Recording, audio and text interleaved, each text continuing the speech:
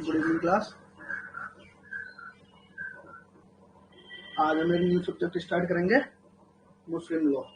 ठीक है, मुस्लिम लॉ में देखो शुरू करें तो पहले डायरेक्ट खत्म कर लें, पहले लॉ पढ़ लें। दो तरीके से लॉ है ये ना। एक तो हमें क्या है कि इसका मुस्लिम लॉ का डायरेक्ट भी पढ़ना है।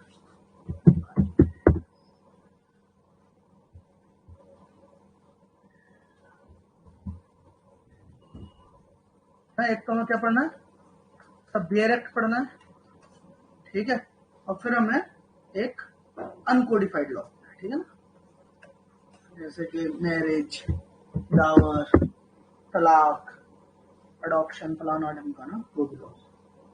तो पहले एक काम करना, डायरेक्ट ही कर लेते हैं, वो ज्यादा ठीक रहेगा। फिर खत्म कर देंगे डायरेक्ट, उसके बाद देखेंगे लॉ को। हाँ ठीक है ना, बताओ।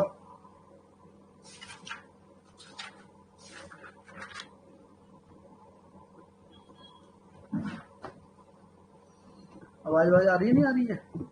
साउंड को कुछ दे रहा, नहीं दे रहा है?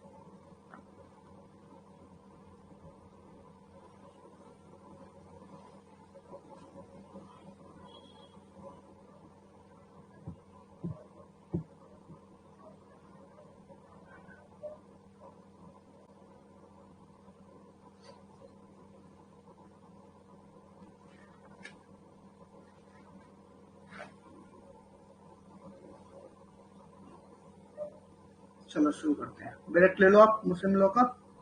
ठीक है, पहला जो डायरेक्ट में हमें जो एक्ट पढ़ने, दो तीन है, और ये तीन एक्ट हमें पढ़ने होते हैं।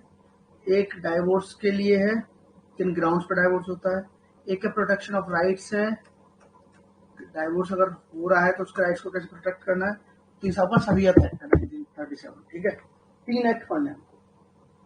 पहले ही पढ़ते थे Muslim women protection of rights on women act 1986, पढ़ता है 1986 का एक्ट।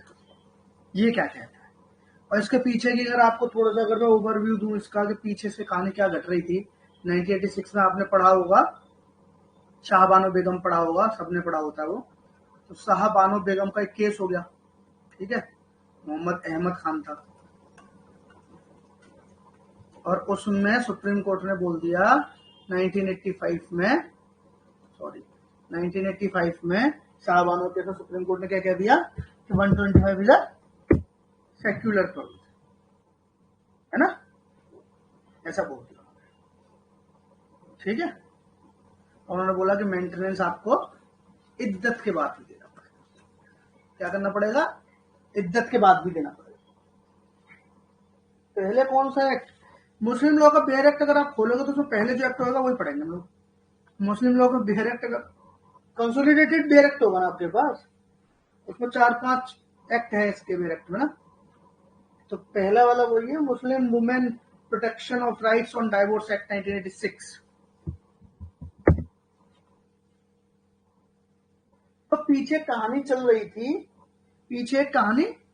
थी, कहानी ये थी कि 125 को सेकुलर बोल के सुप्रीम कोर्ट ने क्या करा, मेंटेनेंस दिलाना शुरू कर दिया इद्दत के बाद। ठीक है, और मुस्लिम लॉ के शरीयत के अनुसार ऐसा होता था कि तिल इद्दत तक मिलता था। ठीक है, तिल इद्दत तक मिलता था पर्सनल लॉ में, और 125 ने आफ्टर इद्दत भी दिलवाना शुरू कर दिया। तो गवर्नमेंट में बहुत ज्यादा प्रेशर बना, और उसके बाद उस प्रेशर में ये लोग लेकर आए 1986 का ये एक्ट, शाहबानो बेगम के जजमेंट के को न्यूलिफाई करने के लिए, उसे खत्म करने के लिए, उसका जो असर था ना उसे खत्म करने, ये आ गया। अब देखो ये कहता क्या है, कह रहा है, इसकी डेफिनेशन देखो सेक्शन 2 में। पूछता नहीं है डेफिनेशन, मत देख लो, पहले समझ तो लो क्या है कि डाइवोर्स्ड वुमन कौन है। Means a Muslim woman who was married according to Muslim law and has been divorced by or has obtain divorce from her husband in accordance with Muslim. तो ठीक है, तो डाइवोर्स हो गई है, उसने लिया है, उसने दिया है डाइवोर्स, डजंट मैटर, बात खत्म। बी कह रहा है इद्दत पीरियड, है ना। बी क्या कह रहा है, इद्दत पीरियड क्या होगा। अच्छा पहले इद्दत, आपको इद्दत ही बताया था, इद्दत आगे लेक्चर में होता क्या, इद्दत एक पीरियड है, एक इद्दत कुछ नहीं है, इद्दत पेन को नहीं चल रहा भाई, इद्दत कुछ नहीं है, एक पीरियड है। अगर डाइवोर्स हो जाए या डेथ हो जाए तो इसका मेन पर्पज एक्चुअल में ना, इसका मेन पर्पज है पैटर्निटी को चेक करना, कि अगर मान लीजिए कोई फीमेल अगर प्रेग्नेंट है तो उसकी पैटर्निटी उस बच्चे की कंफर्म हो जाए कि किसका बच्चा है। और डेथ में आप मोन भी करते हो, ठीक है, आप दुख भी होता है आपको, तो अलग अलग टाइमिंग है, ठीक है ना। तो एक पीरियड है, एक तरीके से डाइवोर्स होता है, इतने दिन तक आपको क्या है ना इद्दत को फॉलो करना है, उसमें दूसरी शादी वगैरह नहीं करते, ठीक है ना। और डेथ हो जाती तो मोन भी करते हैं, ठीक है। तो इद्दत क्या कह रहा है, iddat period means in case of a divorce woman 3 menstrual courses after the date of divorce if she is subject to menstruation। तो क्या हो गया, 3 उसकी menstrual cycle होगी, ठीक है, ठीक है। ये हो गया आपका पहला। दूसरा कह रहा 3 lunar month after her divorce if she is not subject to menstruation। तो मतलब क्या होगा, 3 lunar month मतलब 3 मंथ। और तीसरा कह रहा है if she ensignate at the time of a divorce the period between the divorce and the delivery of a child or the termination of a pregnancy whichever is earlier। तो कह रहा है कि बाई चांस अगर वो pregnant है, अगर महिला को प्रेग्नेंट है तो अंटिल डिलीवरी, है ना, अंटिल डिलीवरी और the termination of a pregnancy which ever is earlier. तो सपोज करो प्रेग्नेंट थी और 1 महीने बाद ही डिलीवरी हो गई, है ना, ऐसा हो जाता है, 1 महीने बाद ही हो गई डाइवोर्स के डेथ के, तो फिर 1 महीने में इद्दत खत्म। फिर अब जैसे 3 महीने का 3 इसका सिस्टम था, खत्म हो जाएगा, क्योंकि हमारा मेन पर्पज जो था वो क्या था डाइवोर्स में, डेथ वाले का तो इससे कोई ताल्लुक नहीं है, क्योंकि ये तो डाइवोर्स एक्ट की बात कर रहा है, तो इसका तो जो कंसिडरेशन है पूरा ना सिर्फ डाइवोर्स तक है। तो डाइवोर्स वाले में कहना चाह रहा है कि वैसे 3 आपको मंथ रखना था, मगर आपको 1 महीने के अंदर ही डिलीवरी हो गई, तो फिर आपको बाकी के 2 महीने इद्दत रखने की जरूरत नहीं है, 1 महीने में आपका काम हो गया। तो मेन पर्पज हमारा हो गया ना, पैटर्निटी को जो हमें पता करना था, तो वो पता लग गया कि बच्चा किसका है, कंफ्यूजन कोई क्रिएट ना हो जाए। इद्दत पीरियड है, ये पूछता तो नहीं है इतना कि इद्दत पीरियड क्या होता है, ऐसा तो कुछ नहीं पूछता। ये पूछ लेता कि हाँ पूछ लेता कभी, ठीक है ठीक है, इद्दत पीरियड पूछ लेता है, किसमें कितना रखा जाएगा ऐसे पूछ लेता है ना। जैसे एक मुता मैरिज पढ़ेंगे हम लोग, है ना, अभी जब पढ़ेंगे हम, तो मुता मैरिज जो पढ़ेंगे तो उसमें कितना आपको करना पड़ता है इद्दत, तो ऐसे अलग अलग उसमें पूछे, डेथ हो जाए तो उसमें कितना इद्दत, अलग अलग उसमें अलग अलग सिस्टम है, वो हम इसके पर्सनल लॉ में पढ़ेंगे। कोडिफाइड वाले में मतलब कितना जरूरी नहीं है, पूछता भी नहीं। सी कह रहा magistrate means the magistrate of first class exercising judicial the CrPC. तो मतलब क्या कह रहा है कि देखो 1986 में भी पावर जो ट्राई करने की दी है ना, वो जुडिशियल मजिस्ट्रेट फर्स्ट क्लास। 1986 में भी पावर किसको है ट्राई करने की, फर्स्ट क्लास मजिस्ट्रेट को ही। और अगर आपको पता 125 सीआरपीसी में भी फर्स्ट क्लास मजिस्ट्रेट को ही है। तो मजिस्ट्रेट एक ही है, चाहे वो 1986 में देख रहा हो, चाहे वो 125 सीआरपीसी में देख रहा हो, मजिस्ट्रेट एक ही है, ठीक है। नॉट इम्पोर्टेंट, मगर ध्यान रखना। इम्पोर्टेंट क्या है इसका, सेक्शन 3 देखो आप कहता है। अब क्योंकि वहां पर उसमें साहबानों में सुप्रीम कोर्ट ने कह दिया कि इद्दत के बाद भी आप दोगे, इद्दत के बाद भी दोगे आप, है ना, तो फिर उसको कर्व करने के लिए, उसको न्यूलिफाई करने के लिए उस जजमेंट को ना, ये इन्होंने सेक्शन 3 इसमें। और क्या कह रहा है, कह रहा not with standing anything contain in any other law for the time being in force a divorce women shell be entitled. कह रहा कहीं कुछ भी लिखा हो वो बात सब छोड़ो, डाइवोर्स वुमेन के लिए वो इसकी हकदार होगी। पहला, ए reasonable and fair provision and maintenance to be made and paid to her within the iddat period by her former husband। इन्होंने बोला मेंटेनेंस कब तक, विदिन द इद्दत पीरियड,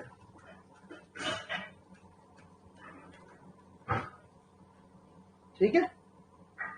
तो इन्होंने जो लेजिस्लेशन की जो मंशा थी वो क्लियर हो गई कि ये पर्सनल लॉ को सुप्रीम कोर्ट के जजमेंट पे ओवरराइड करवाना चाहते थे, उन्होंने बोल दिया कि ठीक है, उसे एक रीजनेबल फेयर मेंटेनेंस का प्रोविजन होना चाहिए विद इन द इद्दत।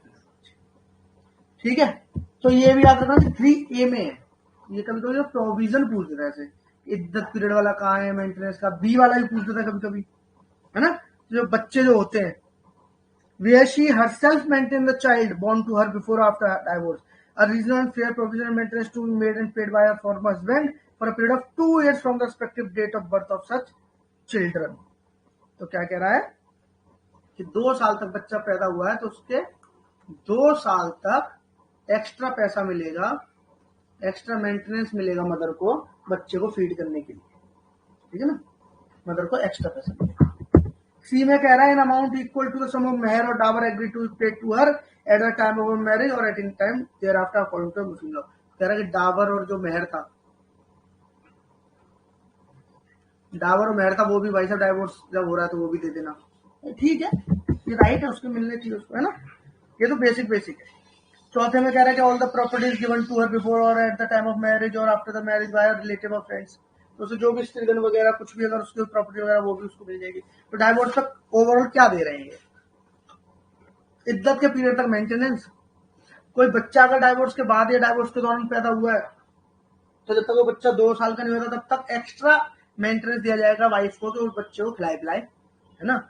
और क्या है, डावर मेहर का अमाउंट आपको डाइवोर्स में मिलेगा और जो भी आपकी पर्सनल प्रॉपर्टी है वो आपको मिलेगा। फिर क्या हुआ, अब यहां से क्या हुआ कि जो साहबानो था उसे न्यूलिफाई कर दिया उन्होंने, है ना। अब फिर क्या हुआ, इन वर्ड यहां फंस गया हमारा, within the iddat, within the iddat period में बात फंस गई, है ना। तो वही फिर दोबारा वही खेल हो गया, 3 महीने का, तो 3 महीने का मेंटेनेंस दिया, फिर देना बंद कर दिया। मुस्लिम लॉ में एक्चुअल में मेंटेनेंस का जो कॉन्सेप्ट है वो इद्दत पीरियड तक ही है, उनके उसमें पर्सनल लॉ में, शरीयत में, है ना। मगर क्या हुआ, फिर एक केस हुआ, फिर दोबारा से इन्होंने ये निकाल तो दिया, फिर उसका एक केस हुआ, केस का नाम आप लिख लो, इंपॉर्टेंट है, Daniyal Latifi versus Union of India 2000, supreme, Daniyal Latifi versus Union of India Supreme Court. और सुप्रीम कोर्ट ने क्या करा, पूरा खेल ही बदल दिया। इस केस में सुप्रीम कोर्ट ने इस with in the iddat period का जो इंटरप्रिटेशन किया, तो वर्ड था with in the iddat period आपको जो मेंटेन करना, उसका इंटरप्रिटेशन सुप्रीम कोर्ट का ये था कि उन्होंने कहा विद इन जो वर्ड है ना, विद इन, इसका मतलब ये नहीं है फॉर, उन्होंने बोला ना, within doesn't mean for iddat period, within means on or before. उन्होंने बोला कि विद इन का मतलब फॉर नहीं है, विद इन का मतलब है ऑन और बिफोर। तो अगर इसे ऐसे पढ़ो आप, का reasonable and fair provision and maintenance to made and paid to her on or before the iddat period by her 4 months, मतलब आपको इद्दत पीरियड खत्म होने से पहले, इद्दत पीरियड के दौरान एक किस्त देनी है, और उसके बाद तो आपको आफ्टर इद्दत भी देना तो है। उन्होंने कहा कि लेजिस्लेचर ने लिखा है with in the iddat period, ये नहीं लिखा कि इद्दत पीरियड के लिए देना ना, उन्होंने बोला कि आप इद्दत पीरियड खत्म होने से ऑन और बिफोर इद्दत पीरियड खत्म होने से आप दीजिए पहली किस्त, बाद में तो आप रीमैरिज जब तक उसकी नहीं होती है, सर्कमस्टेंसेस में परिवर्तन नहीं आता, आप मेंटेनेंस तो दोगे। तो ये दनियाल लतीफी के थ्रू उन्होंने इंटरप्रिटेट करके विद इन को भी ऐसे इंटरप्रिटेट किया है कि उसका मेंटेनेंस बेचारी का रीमैरिज तक मुस्लिम महिला का नहीं रुकेगा, है ना। ठीक है, दनियाल लतीफी, ठीक है। इसके बाद भी बढ़ते हैं, इसमें और तो ऐसा कुछ ऐसा पीटी के पर्पज से कोई ज्यादा इंपॉर्टेंट नहीं है, ठीक है। इसके बाद सेक्शन 4 भी is not that important, order for payment of maintenance. अब इसमें क्या कहना है, सेक्शन 4 को बताता हूँ आपको, मोटा मोटा बताता हूँ, इंपॉर्टेंट तो नहीं है आपके लिए पर मोटा मोटा बता देता हूँ। कह रहा है कि notwithstanding anything contained in the formal provision of this act or any other law for the time being force, where the magistrate certifies that a divorced woman has not remarried and is not able to maintain herself after this period, he may make an order directing such of her relative as would be entitled to inherit her property on a date according to Muslim to pay. तो कहना क्या चाह रहा था वो, 4 क्या कह रहा है, 4 ये कह रहा है कि इद्दत पीरियड हो गया खत्म, है ना, लेजिस्लेशन के हिसाब से सिर्फ इद्दत पीरियड तक ही मिलना चाहिए था, है ना। अब इसके बाद भी तो उसे कोई मेंटेन करने के लिए चाहिए, तो क्या करेगी वो महिला, वो जो फीमेल होगी वो क्या करेगी, अपने उन लोगों पर केस करेगी, उन लोगों से मेंटेनेंस मांगेगी जो उसके मरने पर उसकी प्रॉपर्टी को इनहेरिट करेंगे। ठीक है। तो महिला मतलब ऐसे मान लीजिए, सपोज करो कि एक महिला है, सपोज करो एक महिला है, अब इसको मेंटेनेंस चाहिए, तो इसके रिश्तेदार है, मतलब मान लीजिए जो ये बच्चे हैं, है ना, भाई है, फादर है, मदर है, ब्रदर है, सिस्टर है, सब है। ये महिला अब क्योंकि डाइवोर्स होके आ गई है, इनमें इन सब पर केस करेगी, इनसे कहेगी मुझे मेंटेन करो, है ना, मुझे करो मेंटेन। क्यों? क्योंकि जब मैं मरूंगी तो तुम ही लोग तो मेरी प्रॉपर्टी को इनहेरिट करोगे, तो जो उसकी प्रॉपर्टी को इनहेरिट करेगा ये क्या करेगी, उनके खिलाफ केस, उनसे मेंटेनेंस मांगो, समझे आप। तो मेंटेनेंस इद्दत तक पति से, पति के बाद रिलेटिव वगैरह जो इनहेरिट करेंगे एलआर वगैरह से, है ना। और अब तो खेल को बदल गया, अब तो पति को ही बोल दे रही मैं, तक तो बहुत ज्यादा मुझे लगता नहीं इसका यूज होता होगा, है ना।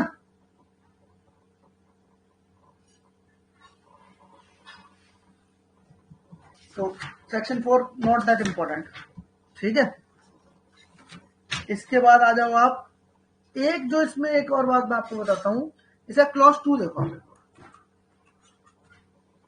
इसी का सेक्शन 4 का क्लॉज 2 देखो, कह रहा where a divorced woman is unable to maintain herself and she has no relative, है ना, और या फिर रिलेटिव है तो उन पे इनफ इतना पैसा नहीं उसे मेंटेन कर सके, वो उससे भी ज्यादा गरीब है, उन्हें खुद के खाने के वांदे हैं, कहां से थे, तो फिर क्या होगा, कह रहा था magistrate may by order direct the state under direct the state Waqf board establish under section and Waqf board.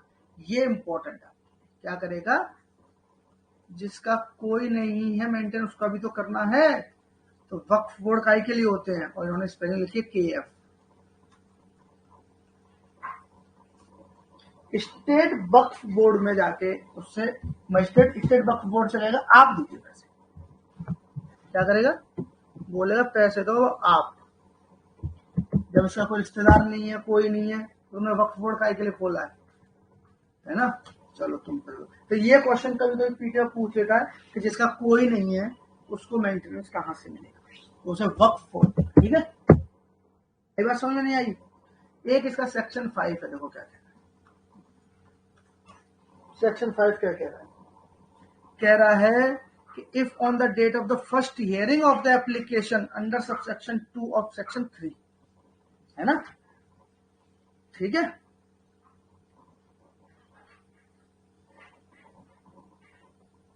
कहां गया, a divorce woman and her former husband declared by affidavit or any other declaration in writing in such form as may be prescribed either jointly or separately that they would prefer to be governed by provision of section 125 to 128 and files as affidavit or declaration in the court hearing the application, the magistrate shall dispose of such application accordingly। ये कह रहा है कि section 5 क्या करता है ना, इन्हें ऑप्शन देता है ना, चॉइस देता है, और चॉइस ये देता है कि अगर पति पत्नी हस्बैंड एंड वाइफ एक साथ या अलग अलग, दोनों एक साथ या अलग अलग एक एप्लीकेशन लगा दें कि देखिए सर मैं तो अपने आप को इस the Muslim women protection of right on divorce act 1986 के थ्रू नहीं करवाना चाहता, मैं तो गवर्न होना चाहता हूं 125 टू 128 से।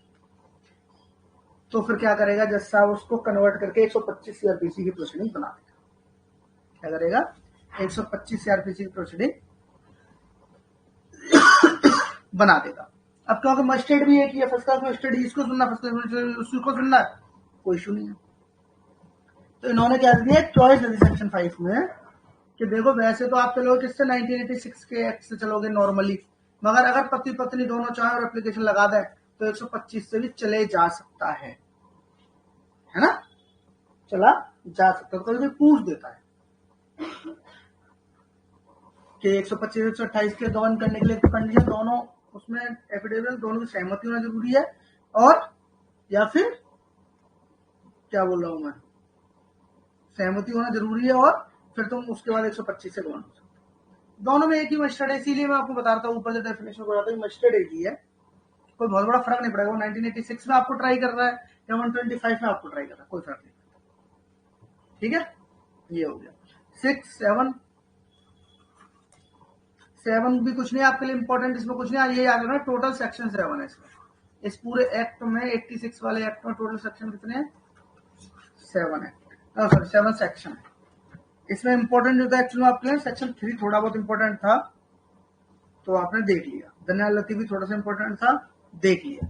सेक्शन 4 में रिलेटिव से अगर पूछेगा तो आप बताओ क्या कि जो लोग उससे इनहेरिट करेंगे उसकी प्रॉपर्टी जो एलआर होंगे वो उसे मेंटेन करेंगे आफ्टर इत्तत। ठीक है, 5 सेक्शन 5 की एप्लीकेशन लगा के वो लोग क्या कर सकते हैं, अपने आप को 125 से गवर्न करवा सकते हैं।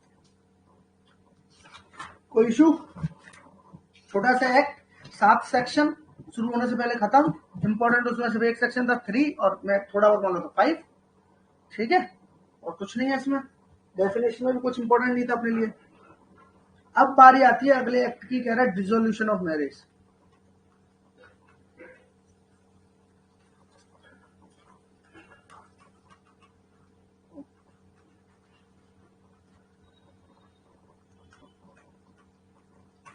Dissolution of marriage 1939। अब यहाँ पे भैया देखो, हमें तो पता ही है कि जो मुस्लिम का पर्सनल लॉ है ना, वहां पे तलाक देने का अधिकार ना सिर्फ पुरुष को है, महिलाएं तलाक नहीं देती। तो महिलाएं बेचारी क्या करें, तो महिलाओं के लिए बना दिया डिसोल्यूशन ऑफ मैरिज एक्ट 1939। ठीक है,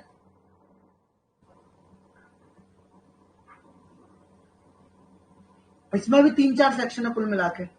इंपॉर्टेंट एक सेक्शन 2 है। सेक्शन 2 में वही जो हमारा मुस्लिम लॉ में सेक्शन 13 है ना, डाइवोर्स के ग्राउंड, वो इसके सेक्शन 2 में डाइवोर्स के ग्राउंड की। उन्होंने बड़ा स्पेसिफिक दिया कि इतने दिन ये करो तो ये होगा, इतने दिन वो करोगे तो वो होगा, तो थोड़ा सा याद करना पड़ता, 3-4 पॉइंट इसमें, बाकी सब है वही जो उसमें होता है।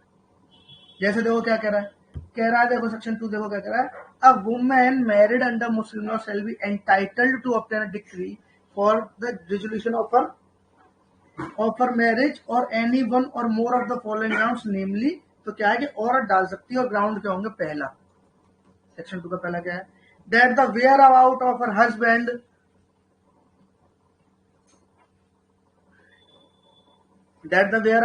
husband have not been known for a period of 4 years।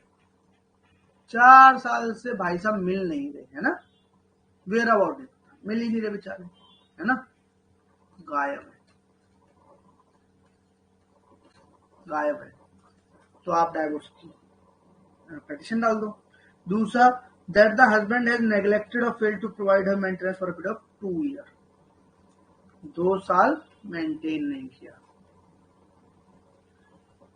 ठीक है, 2 साल तक मेंटेनेंस नहीं देते बेचारे।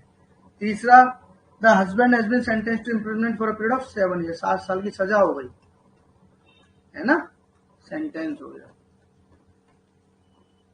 चौथा, that the husband has failed to perform without reasonable cause his marital obligation for a period of 3 years। तो 3 साल marital obligation फेल।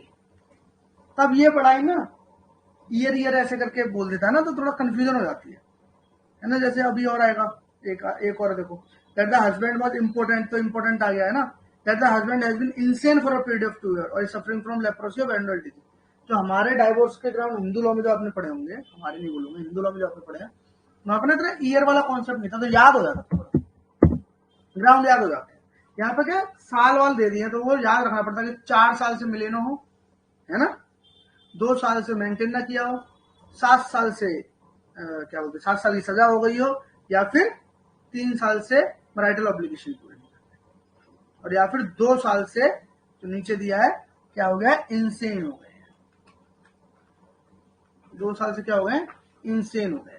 इसको ऐसी लाइन में याद करना, 2-3 बार करना, तो ये इसके साल याद रहेंगे कि 4 साल से उनका अता पता नहीं है, 2 साल से मेंटेनेंस नहीं दे रहे हैं, 7 साल की सजा हो गई है, 3 साल का मैरिटल ऑब्लिगेशन पूरा नहीं कर रहे, 2 साल से इंसेन है। तो ये ना एक लाइन में ऐसे लिख के 3-4 बार रिपीट करना है इसको, तो आपको याद हो जाए किसमें कितने साल है। तो कभी कभी ऐसा हो जाता है जो पूछ देता है कि मैरिटल ऑब्लिगेशन कब से पूरा नहीं कर रहे हैं इस वाले में, तो 3 साल आपको बताना है। तो इसलिए याद करना जरूरी है, और याद ऐसे करना 2-4 बार ऐसे रिवाइज कर लेना, हो जाएगा, है ना। ठीक है, इंपॉर्टेंट। चलो इसमें तो साल वाल का सिस्टम नहीं, तो ठीक है। उसके बाद आता है तुम्हारा, देखो 7, ये इंपॉर्टेंट है, इसका सबसे इंपॉर्टेंट और ग्राउंड है। दैट शी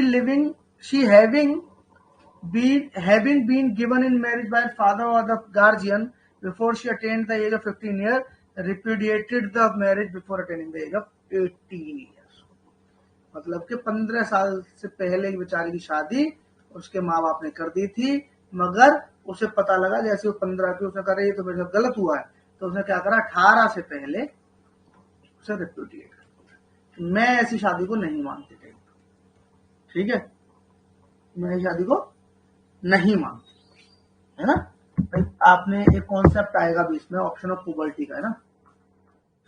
एक ऑप्शन ऑफ पुबर्टी आता है, 15 साल का उसमें माना गया उन्होंने, टाइम जो माना है 15 साल की उम्र पे आपको ऑप्शन ऑफ पुबर्टी मिलता है। तो वही ऑप्शन ऑफ पुबर्टी यहाँ दे रहा है, कह रहा है आप 15 साल के हो गए, 15 साल से पहले आपकी शादी करी थी और आपने 18 से पहले उसको रिसाइंड कर दिया है, रिपुडिएट कर दिया कि मैं नहीं मानती इस शादी को, मेरी तो मर्जी से हुई नहीं थी, है ना। मगर नीचे प्रोवाइजो लगा दिया, that the marriage has not been consummated. क्या नहीं होना चाहिए, मैरिज कॉन्जुमेट न हो, ये इंपॉर्टेंट है, ठीक है। क्योंकि अगर आप उसमें जाओगे ना, इन्होंने भी आप बताओ कंज्यूमेशन लगा दिया, मान लो 15 के बाद कंज्यूमेट हो गई, है ना, तो फिर वो 18 से पहले कर भी नहीं पाएगी बेचारी, और बाकी ग्राउंड पे कर ले, पर रिश्ता नहीं कर पाई कम से कम, है कि नहीं। और अगर आप इसका पर्सनल लॉ पढ़ोगे ना, personal law option of puberty को जब हम पर्सनल लॉ में पढ़ेंगे वहां पे, तो पुबर्टी में ना एक चीज बोलते हैं, वहां पर जब रिपीटेड करनी होती है तो उसमें वही होता है, एक तो कॉन्ज्यूमेंट हो, प्लस एक और लगाता है कि डावर उसने क्लेम ना करी हो या उसमें मिली ना हो, ठीक है। यहाँ पे ऐसा कुछ नहीं, आप बस इतना याद रखना, पूछेगा नहीं आपसे, और फिर भी एक डिफरेंस मैं बता रहा हूँ कि इसका जो क्या बोलते हैं इसको, पर्सनल लॉ और इसमें जो फर्क है, कोडिफाइड एंड कोडिफाइड में जो फर्क है वो इतना है कि यहाँ पे सिर्फ कंज्यूमेट की बात कर रहा है, तो यहाँ पर भी वहां पर भी, मगर यहाँ डावर की बात नहीं करता, वहां पर डावर की बात करेगा। जब हम पढ़ेंगे तो आपको मिलेगी कि वहां पर अगर उसने क्लेम कर दिया ना डावर को, उसे मिली है डावर, तो फिर आप रिप्यूडिएट नहीं कर पाओगे, ऑप्शन पुबर्टी का जो आपका राइट है वो खत्म हो जाता है, ठीक है। तो ये है 15-18 वाली बात, ठीक है। फिर उसका 8 आ गया, क्रूअल्टी वगैरह है, तो क्रूअल्टी में 2-4 चीजें उन्होंने दे दी है कि भाई कुरान वुरान नहीं पढ़ने देता है ना, रिलीजियस प्रोफेशन नहीं करने देता, लीगल राइट नहीं करने देता, कोई ऐसी इविल रिपीट और इनफेमस लाइफ को कर रहा है ना, या एक से ज्यादा वाइफ है सबको इक्वल ट्रीट नहीं कर रहा है, ये बहुत इंपॉर्टेंट है कि he has more wives than one, does not treat her equitably in accordance with the injunctions of the Quran. तो कुरान के आयतों के हिसाब से आप उसको सब वाइफों को इक्वल ट्रीट नहीं कर रहे हो, इसलिए आप उसमें डाइवोर्स मांग सकते हो। और 9th जो है वो ये है कि any other ground for the. अब एक क्वेश्चन ये भी बनता है कि सेक्शन 2 में कितने ग्राउंड है, और ये पूछा हुआ क्वेश्चन है, ग्राउंड है 9, ठीक है। ग्राउंड कितने हैं, ग्राउंड है 9, याद कर लो इसे, टोटल 9 ग्राउंड है इसमें पूछते हैं, ठीक है। और इसमें अब जैसे इसका प्रोवाइजो देखोगे ना, तो जैसे 7 साल की सजा वाला था, उसमें बोला जब तक सजा फाइनल नहीं हो जाएगी, जब तक फाइनल सजा नहीं होगा अपील जब तक खत्म नहीं हो जाएंगी जब तक।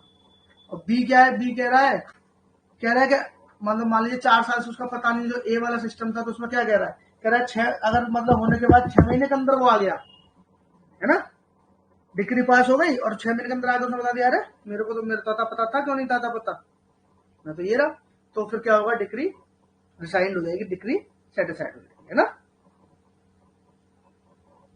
तो ऐसे कुछ सिस्टम है इसका, ठीक है। इसके बाद इंपॉर्टेंट क्या है इसमें, सेक्शन 3 इंपॉर्टेंट है, 4 भी इंपॉर्टेंट है।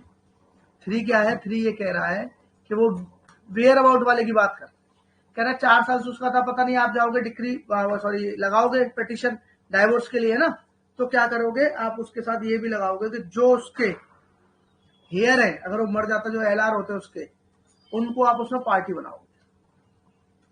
ठीक है, उनका क्या करोगे, प्लेंट में उनके एड्रेस वगैरह, नाम वगैरह सब कुछ आप उसमें दोगे। और देखो एक चीज में इंपॉर्टेंट क्या है, provided that parental uncle and brother of the husband if any shall be cited as party even if he or they are not here। ये इंपॉर्टेंट है, ये पूछता है कि पेरेंटल अंकल मतलब के चाचा, चाचा है ना, एंड ब्रदर भाई, ये दो लोगों को तो आपको पार्टी बनाना ही बनाना है, चाहे वो लीगल हेयर हो चाहे न हो। तो मतलब अगर आप उस पर गए कि 4 साल से उसका अता पता नहीं है, इस ग्राउंड पे आपको डाइवोर्स चाहिए, तो आपको जो उसके लीगल हेयर हो आप उन्हें पार्टी बनाइए, और चाचा और भाई को तो बनाना ही पड़ेगा, चाहे वो लीगल हो चाहे न हो। तो ये पूछ लेता है कभी कभी किन को पार्टी बनाना कंपलसरी है या फिर किस सेक्शन में, तो सेक्शन 3 में है, चाचा और भाई को बनाना कंपलसरी। आई बात समझ में? आगे नहीं आई? आसान है ना, सेक्शन भी ज्यादा नहीं है, छोटे छोटे सेक्शन, सिंपल सी बात है ना। 4 साल से मिला नहीं, 2 साल से मेंटेनेंस नहीं दे रहा, 7 साल से सजा हो गई है ना, 3 साल से मैरिटल ऑब्लिगेशन पूरा नहीं कर रहा, 2 साल से इंसेन है, इम्पोर्टेंट है, रिपुडिएट कर रहा है 18 से पहले, है ना, क्रूअल्टी वगैरह करता है, ये सब ग्राउंड है, टोटल 9 ग्राउंड है, आसान। उसके बाद कह रहा है सेक्शन 4, देखो आप क्या कह रहा है, सेक्शन 4 कह रहा है effect of conversion to another faith. देखो कन्वर्जन का शादी पे क्या फर्क पड़ता है, देखते हैं। कह रहा renunciation of Islam by married Muslim women on her conversion to faith or her conversion to faith other than Islam shall not be itself operate to dissolve her marriage. Important क्या कह रहा है कि शादी हो गई है एक महिला की, मुस्लिम है वो, उसने क्या किया, कन्वर्ट कर लिया, चली गई, बन गई हिंदू। तो conversion itself is not a reason to dissolve a marriage. ऐसा नहीं है कि उसने उसने कन्वर्जन कर लिया तो ऑटोमेटिकली उसकी शादी क्या हो गई, डिसॉल्व हो गई, ऐसा नहीं है। ठीक है, तो इस्लाम छोड़ देना या कन्वर्ट कर लेना ये अपने आप में itself operate to dissolve a marriage, तो अपने आप में कोई रीजन नहीं है कि ऑटोमेटिक मैरिज डिसॉल्व हो जाएगी। ये क्वेश्चन पूछ लेता है, सेक्शन इंपॉर्टेंट है कि 4 है, और ये पूछ लेता है कि अगर मान लीजिए सपोज करो, ऐसे प्रॉब्लम बना के पूछ सकता है, सपोज करो कोई महिला है, उसने कन्वर्जन कर लिया, तो उसकी शादी का क्या होगा, डिसॉल्व हो जाएगी, नहीं होगी, फलाना ढिमकाना, तो ध्यान रखना कि नहीं, है ना। क्या कह रहा है, provided that after such renunciation or conversion the woman shall be entitled to operate decree for a dissolution of a marriage on any of the ground mentioned in section 2। तो यह है कि जैसे अगर वो मान लीजिए धर्म चेंज कर लेती है, तब भी वो सेक्शन 2 के ग्राउंड्स पर क्या करेगी, डाइवोर्स चाहे तो मांग सकती। तो ये तो इंपॉर्टेंट नहीं, इंपॉर्टेंट ये है कि क्या कन्वर्जन में क्या फर्क पड़ता है। यहाँ पे याद रखना कन्वर्जन का फर्क वुमेन के पर्सपेक्टिव में पूछ रहा है ना, हस्बैंड के में नहीं पूछ रहा है, वाइफ के में पूछ रहा है। महिला अगर कन्वर्ट कर लेगी तो कोई फर्क नहीं पड़ेगा, और पुरुष कन्वर्ट कर लेगा तो यहाँ पे क्या फर्क पड़ेगा, ये तो कहीं दिया नहीं है, यहाँ तो नहीं दिया, क्योंकि तो Muslim women protection of right है ना, sorry dissolution of Muslim marriage में वुमेन के लिए ग्राउंड है ना सारे, इसलिए इसमें नहीं दिया। मगर ऐसा आपको मतलब पर्सनल जो है उसमें है कि जब मैन कन्वर्ट कर लेता तो क्या होता है, मैरिज डिसॉल्व हो जाती, ऑटोमेटिक डिसॉल्व हो जाती है, मैन अगर कर लेता। इसीलिए सेक्शन 4 में उन्होंने क्लियर कर दिया कि महिला की स्थिति में ऐसा नहीं होता। और आगे कह रहा provided further the provision of the section shall not apply to a women converted to Islam from some other faith who remains her former faith.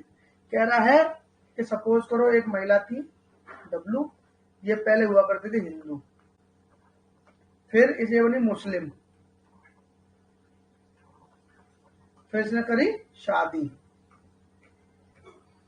फिर इसको आगे ऐसे समझ में आया, कह रहे यार ये तो गड़बड़ होगी, तो फिर वापस बनी दोबारा हिंदू। तो पहले हिंदू से कन्वर्ट किया, फिर शादी करी, एंड देन इसने क्या किया, अपने ही धर्म को दोबारा री एम्ब्रेस कर लिया, है ना। कह रहा है कि इस स्थिति में ये प्रोविजन सेक्शन 4 इस पर अप्लाई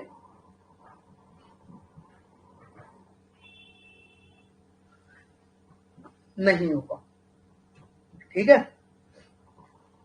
तो ये प्रोविजन, ये वाली जो स्थिति ऑटोमेटिक नहीं होगी, डिजॉल्व नहीं होगी, ये वाला प्रोविजन नहीं होगा। आप अगर पहले मुस्लिम थे, ओरिजिनल मुस्लिम मतलब ओरिजिनल मुस्लिम थे, फिर आपने कन्वर्ट किया तो आपकी शादी डिजॉल्व नहीं होगी। अगर आप हिंदू थे फिर मुस्लिम बने फिर हिंदू बन गए तो फिर ये अप्लाई नहीं होगा, इसका मतलब अप्लाई नहीं होगा, तो डिजॉल्व हो जाएगी और यही तो होगा, क्या होगा, है ना। मतलब इनका ओवरऑल कहने का मतलब है कि आपने मुस्लिम धर्म को यूज कर लिया ना ऐसे एक तरीके से, पहले थे नहीं, आए, यूज करा, शादी वादी करके चले गए, तो शादी क्या कह रहा है, ऑटोमेटिक डिजॉल्व हो जाएगी, है ना। आर इंपॉर्टेंट है ना। पांचवा कह रहा है nothing contained in this act shall affect any right which a married woman may have under Muslim law to her dower or any part thereof on the dissolution of marriage. तो dissolution of marriage पे जो भी उसे right है डावर वगैरह से related, वो उसका बिल्कुल भी खत्म नहीं होगा। तो ये तो इम्पोर्टेंट नहीं है, इम्पोर्टेंट जो था वो था 2, 3, 4 हमने पढ़ लिया, ठीक है, वो हमने पढ़ लिया। इसके बाद आ जाओ, 2 एक्ट खत्म हो गए ना, एक में 7 थे, एक में 5 सेक्शन थे, 11 सेक्शन में 2 एक्ट खत्म हो गया। अगला आ गया पर्सनल लॉ, शरीयत एक्ट।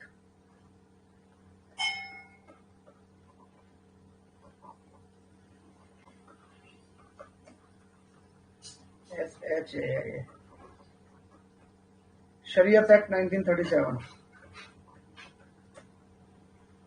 इतना इंपॉर्टेंट नहीं है इसमें, कुल एक्शन में सेक्शन 2 इंपॉर्टेंट है, जहां से कुछ बनता है थोड़ा बहुत, बाकी तो कुछ नहीं है इसमें, सेक्शन है भी नहीं इसमें, दूसरा तीसरा थोड़ा इंपॉर्टेंट है। तो शरीयत एक्ट क्या कह रहा है, ये एप्लीकेबिलिटी दिखा रहा है कि शरीयत एक्ट की एप्लीकेशन मुस्लिम्स पर कैसे है। एक्ट का पूरा नाम था Muslim personal law Shariat application act 1937। Section 2 इसका देखो आप, कह रहा है notwithstanding any custom or usages to the contrary in all question. अब क्वेश्चन कौन से हैं, save question relating to agriculture and, इससे साइड कर दो, उसके अलावा कौन सा क्वेश्चन कह रहा है इंटरस्टेट सक्सेशन, कह रहा है interstate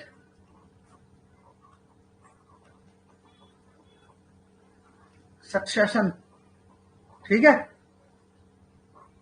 special property of female including personal property inherited obtain in the contract gift, ये वो। फिर आ गया तुम्हारा मैरिज, है ना, फिर डिसोल्यूशन ऑफ मैरिज मतलब तलाक, फिर तलाक के प्रकार बता दिए हैं, फिर कह रहे मेंटेनेंस, फिर कह रहे डावर, फिर कह रहे guardianship, gift, trust properties and Waqf, है ना। The rule of decision in case where the parties are Muslim shall be the Muslim personal. कह रहा है ये जो एरियाज है ना, इस एरिया में मुस्लिम क्या है, मुस्लिम शरीयत के हिसाब से चलेगा, शरीयत उन पे ओवरऑल एप्लीकेबल होगा, ऐसा बोल रहा है। और उसमें उसे मैरिज बता दिया, शादी बता दी, डाइवोर्स बता दिया, मेंटेनेंस बता दिया, डावर बता दी, गार्जियनशिप बता दी, फलाना बता दिया, ढिमकाना बता दिया, सब कुछ बता दिया इसने। 2-3 चीजें छोड़ दी, क्या छोड़ दिया, एक तो एग्रीकल्चर लैंड छोड़ दिया,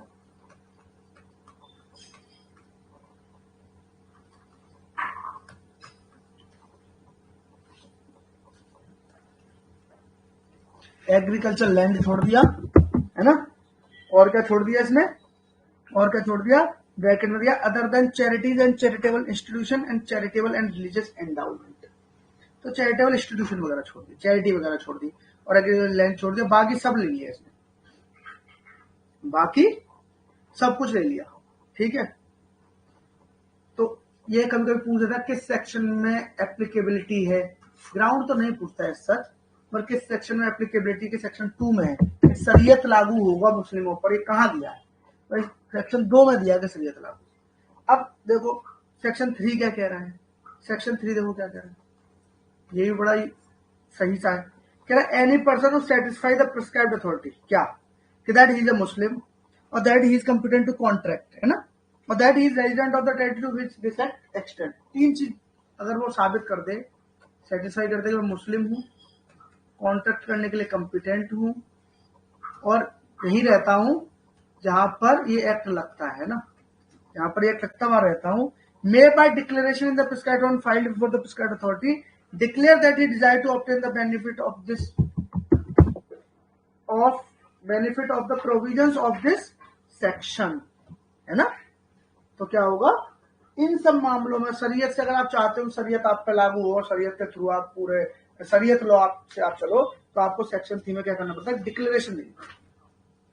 डिक्लेरेशन में क्वेश्चन ये पूछे थे आपसे कि डिक्लेरेशन में क्या क्या मतलब इंपॉर्टेंट है, आपको क्या क्या रिक्वायरमेंट पूरी करनी है। कुछ नहीं है, मुस्लिम होना चाहिए, कॉन्ट्रैक्ट करने लायक होना चाहिए, है ना, और जहां ये एक्ट एप्लीकेबल है वहां का रेजिडेंस होना चाहिए उसका, बस। तो एक ना फॉर्म भर देगा, बोलेगा ठीक है, मैं मेरे आगे आने वाली पीढ़ी सब चाहती हूँ शरीयत से चले। कह रहा है there after the provision of section 2 shall apply to the declarant and all his minor children and their descendant, as if in addition to the matter enumerated therein, adoption, will and legacies were also specified. Section 2 तो लग जाएगा, सब कुछ ले लेगा, और क्या ले लेगा, अडॉप्शन भी ले लेगा, ठीक है, विल भी ले लेगा, और लेगेसीज वगैरह भी ले लेगा। कि इसने बोल दिया अब इसके और इसके हर पीढ़ी पर आने वाली जितने इसके माइनर बच्चों के बच्चे होंगे सब पर क्या लगा, शरीयत एक्ट। तो इसमें इंपॉर्टेंट क्या था, सेक्शन 2 शरीयत लॉ की एप्लीकेबिलिटी, सेक्शन 3 शरीयत लॉ के लिए डिक्लेरेशन। ये क्या हो गया, शरीयत लॉ के लिए डिक्लेरेशन, यही 2 इंपॉर्टेंट सेक्शन है और कुछ ज्यादा इंपॉर्टेंट इसमें नहीं है, ठीक है।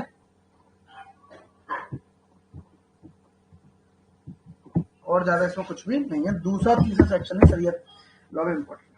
अडॉप्शन का आपको बताऊंगा कि अडॉप्शन का मुस्लिम में एक्चुअली अडॉप्शन जैसी ना है नहीं, मतलब मुस्लिम अडॉप्शन का कॉन्सेप्ट मुस्लिम्स में है ही नहीं, ठीक है। कोई पूछे अगर तो बोला नहीं है वहां पर कॉन्सेप्ट, ठीक है। वहां पे ना आप रख सकते हो और एज अ अपना बेटा मान के नहीं रख सकते, आप उसे केयर करो, सब कुछ करो, खिलाओ पिलाओ, केयर करो, पढ़ाओ लो, सब करो, पर आप खुद को अडॉप्टेड फादर है उसको अडॉप्टेड सन नहीं कह सकते। मगर इसमें सुप्रीम कोर्ट का जजमेंट आ गया है, तो अब तो वो अडॉप्ट कर भी सकते हैं, मुस्लिम लोग कर सकते हैं। उसका केस बता दूंगा मैं आपको। Shabnam Hashmi university of India है, ये अडॉप्शन पे लिख लो अगर मन करे तो। Shabnam Hashmi versus Union of India 2014, ठीक है। इसमें सुप्रीम कोर्ट ने मतलब कि बोल दिया कि ठीक है मुस्लिम्स कैन अडॉप्ट, ठीक है। अडॉप्शन का जो पूरा सिस्टम है, जो जे एक्ट और ये वो सब सेकुलर एक्ट है, आप अडॉप्ट कर सकते हो। जे एक्ट के ही सेक्शन 41 में अडॉप्शन का कुछ सिस्टम है ना, तो उसके थ्रू आप अडॉप्शन कर सकते हो। जे एक्ट तो सेकुलर बोला उन्होंने कहा आप वहां कर सकते हो। सेक्शन 41 है, आई एम नॉट श्योर, एक बार चेक लेना, मगर जहां तक 99% 41 है। Shabnam Hashmi versus Union of India landmark case है, पूछ लेता कभी कभी, लिख लेना, ठीक है, ठीक है जी। कोई दिक्कत, छोटा सा एक्ट था, खत्म हो गया आराम से, कुछ नहीं था ना। डायरेक्ट को साइड कर दो, डायरेक्ट में क्या रखा है ना, डाइवोर्स के ग्राउंड वगैरह में शरीयत के 2 सेक्शन पढ़ने हैं, है ना, उसके 4 पढ़ने हैं, उसके 3 पढ़ने हैं, 3 से पूरे 10-12 सेक्शन टोटल जो पढ़ने हमको। अब आता है जो अनकोडिफाइड है। अनकोडिफाइड में क्या टॉपिक मोस्ट इंपोर्टेंट है पीटी पर्पज से, देखो क्या, मैरिज, डाइवोर्स, ठीक है, विल,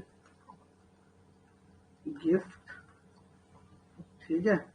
इसके बाद आपका क्या होता है, इसके बाद आपका क्या होता है, और यही है, मतलब मेन तो यही है। इसमें बहुत सारे सब टॉपिक्स आ जाते हैं जो थोड़े इंपॉर्टेंट है। मैरिज, डाइवोर्स, विल, गिफ्ट, ये 2-3 चीजें हैं जो एक्चुअल में हमारे पीटी पर्पज से बहुत इंपॉर्टेंट है, ठीक है। इसका वैलिड रिटायरमेंट, कुछ कॉन्सेप्ट इसमें आते जाते हैं, देख लेंगे, है ना, कोई बड़ी बात नहीं है, छोटा सा है मुस्लिम लोग, ठीक है। चलो बढ़ते हैं आगे।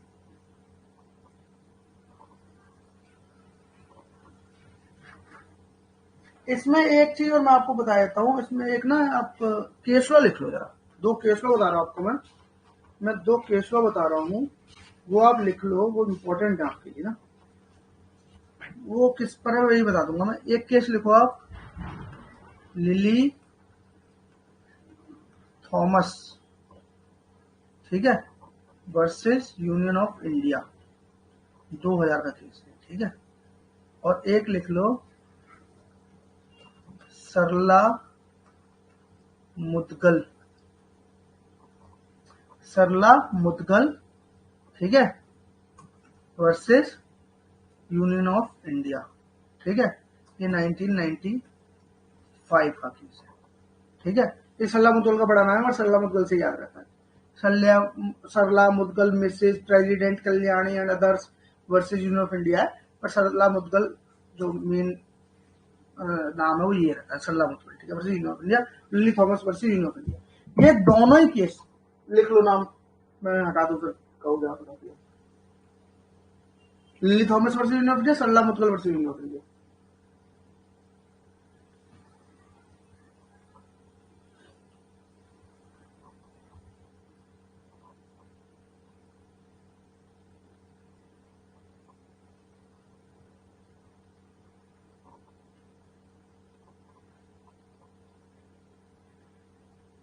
लिख लिया?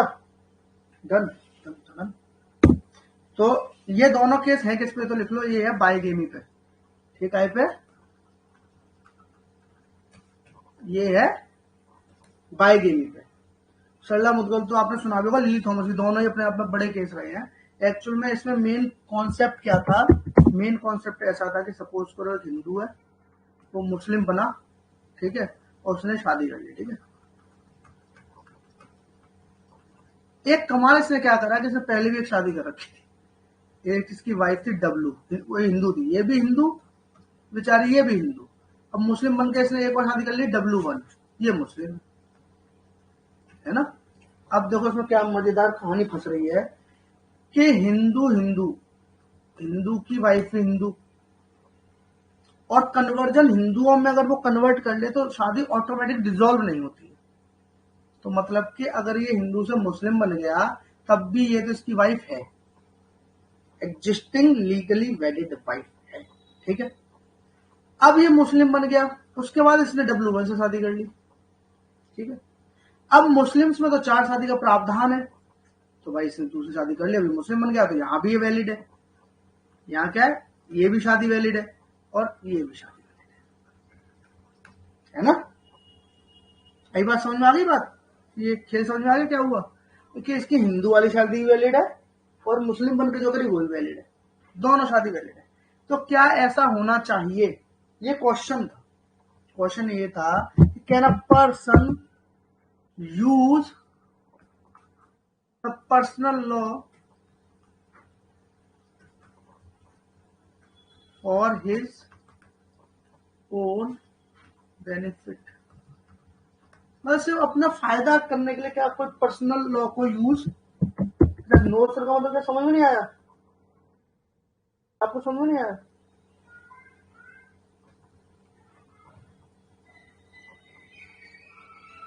अच्छा यूज नहीं कर सकता ना, हाँ नहीं कर सकता भाई, तो यही क्वेश्चन था कि नहीं कर सकता। इसका आंसर ये लिली थॉमस और सरला मुदगल में बहुत चीख चीख के सरला मुदगल में कहा गया कि ऐसा हम नहीं कर सकते, ठीक है। तो उसमें मतलब ऐसा है कि जो मुस्लिम वाली मैरिज होगी उसे सही नहीं माना जाएगा, ठीक है। तो ये मतलब पूछता नहीं है कभी कभी, मैंने आपको पूरा बैकग्राउंड इसलिए दिया है कि आपसे फैक्ट थोड़ा पूछने लगेगा, और ये पूछ रहे थे सरला मुदगल किस उस पर था ना, तो आपको पता होना चाहिए बाईगेमी था, है ना। ये पूछता था किस मतलब किस टॉपिक पे था ये केस, तो बाईगेमी याद थोड़ा पीछे का अगर बैकग्राउंड पता हुआ, हाँ हाँ हाँ बिल्कुल, you are right, you are right. First में वैलिड रहेगी, सेकंड वॉइड हो जाएगी, ठीक ठीक ठीक। तो वही है कि इसका थोड़ा बैकग्राउंड ये तो नहीं पूछेगा आपसे, आपसे जो पूछेगा केस लो पूछेगा आपसे, किससे रिलेटेड केस लो है, तो बाईगेमी से, ठीक है ना, ये याद रखना, ठीक है।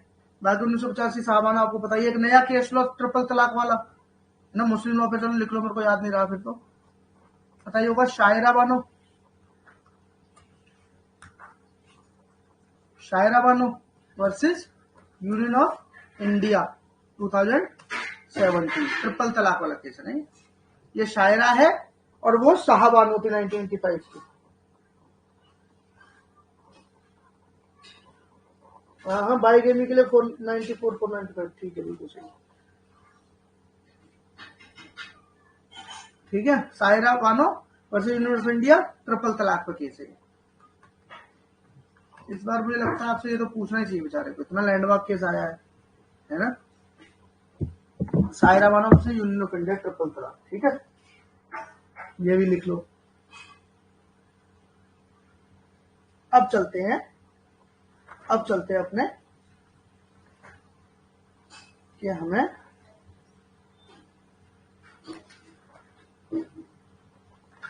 अब पढ़ते हैं थोड़ा सा टॉपिक। पहले हम पढ़ते हैं अपना डावर। क्या पढ़ते हैं? हम पढ़ते हैं मेहर। डावर बोले तो मेहर, है ना। डावर या मेहर, ठीक है। जैसे कि मुस्लिमों में चलता है डावर लेते हैं, यहाँ पर डावर देते हैं, ठीक है। तो हिंदू मुस्लिम में बेसिक डिफरेंस है। दूसरी बात, जैसे हमारे में चलता है कि शादी एक क्या है, शादी क्या है हमारे यहाँ, सैक्रामेंट है। हमारे यहाँ क्या है, सैक्रामेंट है। और इनका क्या है, मुस्लिम्स में क्या है, कॉन्ट्रैक्ट है। हिंदूज में क्या है, सैक्रामेंट है। मुस्लिम्स में क्या है, कॉन्ट्रैक्ट है। सैक्रामेंट बिल्कुल सही कहा। अब देखो डावर का सिस्टम रहता क्या है। डावर का सिस्टम बहुत सिंपल है ना भाई। मान लीजिए शादी हो रही है, हस्बैंड वाइफ, तो डावर के कई तरीके हैं।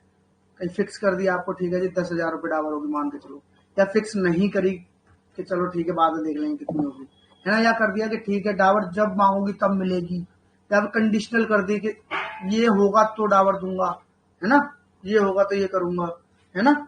एक प्रॉम्प्ट होती है, एक डेफर्ट होती है, मैं अलग अलग तरीके बताऊंगा। और डावर का ओवरऑल सिस्टम क्या है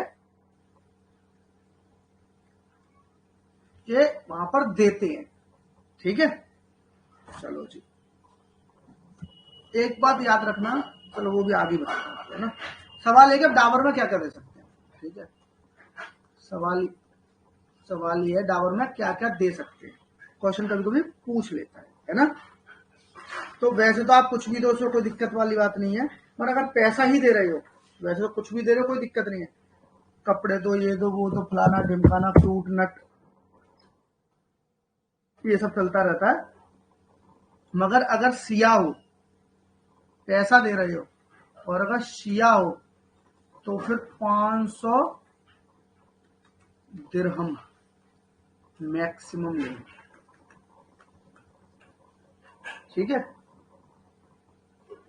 बिल्कुल कॉन्ट्रैक्टेड मुस्लिम से। तो अगर शिया हो आप और डावर दे रहे हो, 500 दिरहम आपकी मैक्सिमम लिमिट है, अपर लिमिट है। इससे ज्यादा आप शिया में डावर पैसे के रूप में नहीं दे सकते, ठीक है। एक बात, अगर आप सुन्नी हो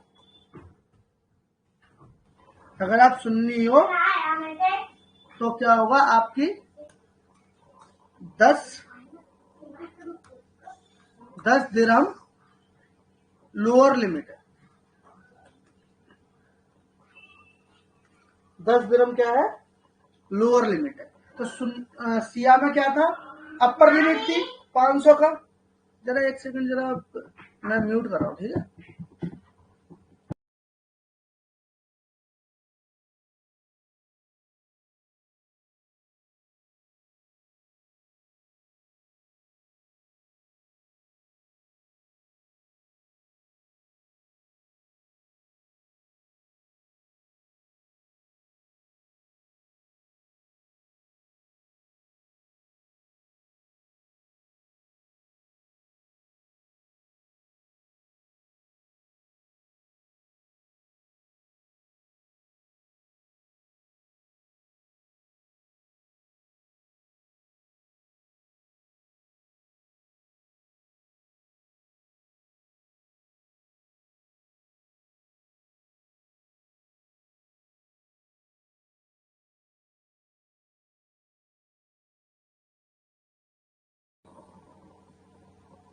हाँ जी, क्या था मैं,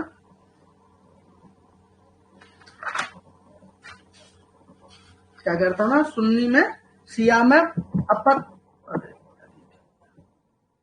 एक सेकंड,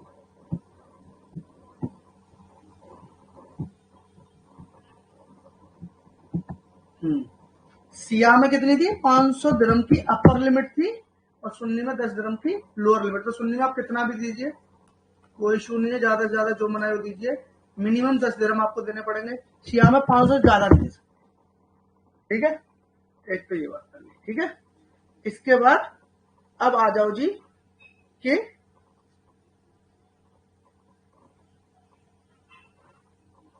मैं आपके देखो जी इम्पोर्टेंट क्या है आपके लिए ना, आपके एग्जाम में क्या आएगा।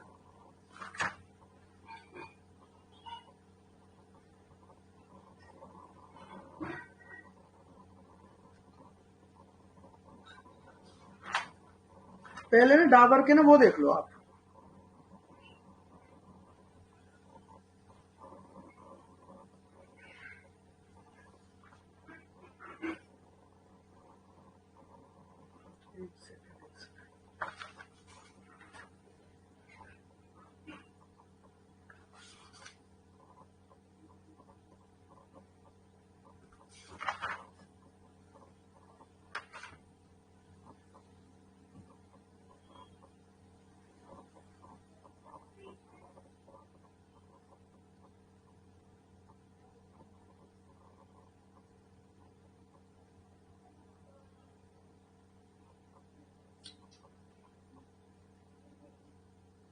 ठीक है।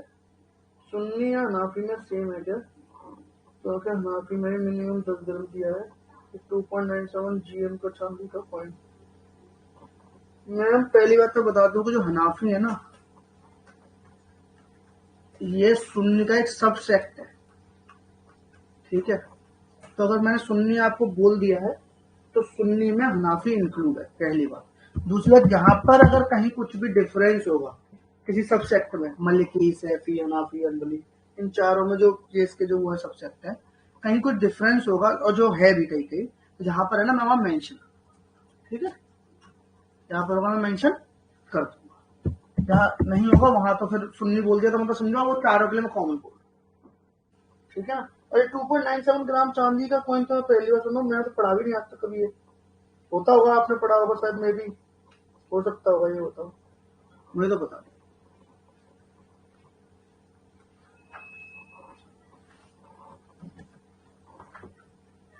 ठीक है। अब एक चीज और, अब क्योंकि देखो डाबर की बात आई है, पहले डाबर के वो देख ले टाइप, क्योंकि डाबर के टाइप से पूछ लेता है इसलिए, ठीक है। तो दो तरीके की डाबर पहले तो आप पढ़ो, एक होती है क्या बोलते हैं,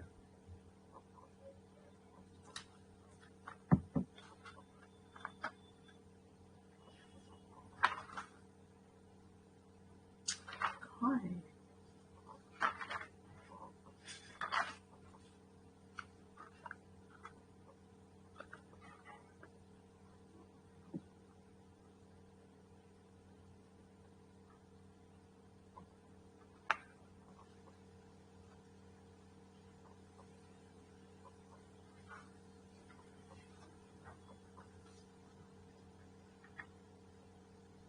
निश्चित मेहर में है, निश्चित मेहर में क्या मतलब, 2.97 ग्राम चांदी सिक्का निश्चित मेहर में है, हाँ तो हो सकता है उसमें।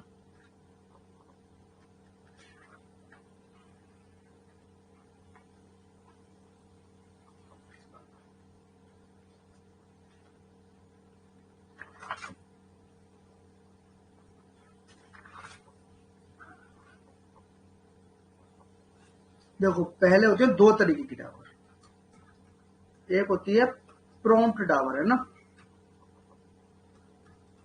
और एक होती है डेफर्ड डाबर।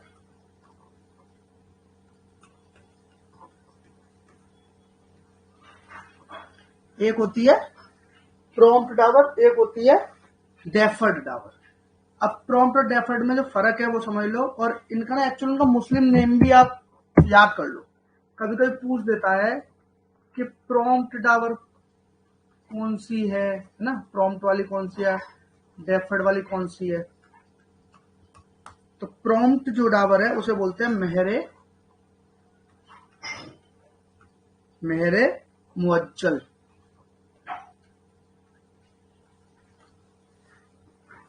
प्रॉम्प्ट को बोलते हैं मेहरे मुअज्जल और डेफर्ड को बोलते हैं मेहरे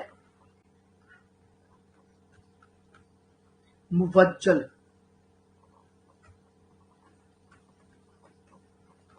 मेहर मुवज्जल, मेहर मुवज्जल, ये इनके मुस्लिम नेम ये याद रखना आपके लिए बहुत इंपॉर्टेंट है, क्योंकि कभी कभी क्वेश्चन आपसे पूछ देता है कि डेफर डाबर को क्या बोलते हैं, तो याद होना जरूरी है कि मुवज्जल, ऐसे फर्क ही कितना है, बोलने में भी एक जैसा मुवज्जल मुवज्जल, ठीक है।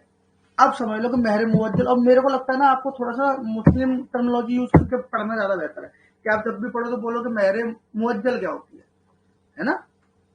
तो मेहर मुवज्जल क्या है, प्रॉम्प्ट डाबर, प्रॉम्प्ट का मतलब क्या हो गया, प्रॉम्प्ट तो वर्ड ही सही समझ में आ रहा है, तुरंत, है ना। अभी मांगा अभी दो, प्रॉम्प्ट तो ये ना। प्रॉम्प्ट का मतलब क्या होता है, प्रॉम्प्ट का मतलब क्या होता है, प्रॉम्प्ट का मतलब होता है कि मुझे अभी मांगा अभी दो, है ना। तो जैसे मान लीजिए आज शादी हुई, आज शादी हुई, 4 दिन बाद उसने 4 डेज उसने मांग लिया, पहले लाओ मेरी मेहर, और आपने वहां पे जो लिखा नामा था या जो डाबर नामा था, मेहर नामा, उसमें लिख दिया था कि प्रॉम्प्ट डाबर दूंगा मैं। अब प्रॉम्प्ट डाबर हो सकता है आपने 50,000 रुपए लिखे हो, जो भी लिखा हो, प्रॉम्प्ट में भी दो जाएंगे ना, स्पेसिफाइड और अनस्पेसिफाइड, है कि नहीं। तो आपने वाला 50,000 लिखा था, उसने बोला दो, तो आपको देना पड़ेगा। तो प्रॉम्प्ट का मतलब होता है तुरंत, जब डिमांड करी, जब डिमांड करी तब देना है, यही प्रॉम्प्ट है। और इसे बोलते हैं मेहर मुवज्जल। एक हो गया मेहर मुवज्जल, मुवज्जल तो हो गया प्रॉम्प्ट, और डेफर्ड मतलब, डेफर्ड मतलब किसी कंडीशन पर डेफर कर दिया आपने, क्या किया आपने, किसी कंडीशन पर डेफर कर दिया है ना। आपने क्या बोल दिया कि दिया जाएगा, अगर ये काम हो जाएगा तो, ऐसा होगा तो दिया जाएगा, ठीक है। दोनों फर्क समझ में आ गया, प्रॉम्प्ट में डेफर्ड में, बेसिक बेसिक समझ में आ गया ना। प्रॉम्प्ट क्या होता है, प्रॉम्प्ट होता है, इंग्लिश के वर्ड से ही समझ में आ रहा है, मतलब there is promptness in demand, promptness in giving dower, है ना। और डेफर्ड मतलब क्या होता है, उसे हिंदी में तो पता नहीं डेफर्ड को बोलते भी क्या होगा, मुझे नहीं पता, टाल देना उसे, मतलब डेफर कर देना, किसी का ये काम हो जाएगा तब दे देंगे टाइप, है ना। और इन्हीं दोनों में एक होता है स्पेसिफाइड, और एक होता है अनस्पेसिफाइड, जो आप बोल रहे थे निश्चित, और अनस्पेसिफाइड फिर होता है अनिश्चित, है ना। इनके ही मुस्लिम में बहुत इंपॉर्टेंट है, ये मेहर मुसम्मा,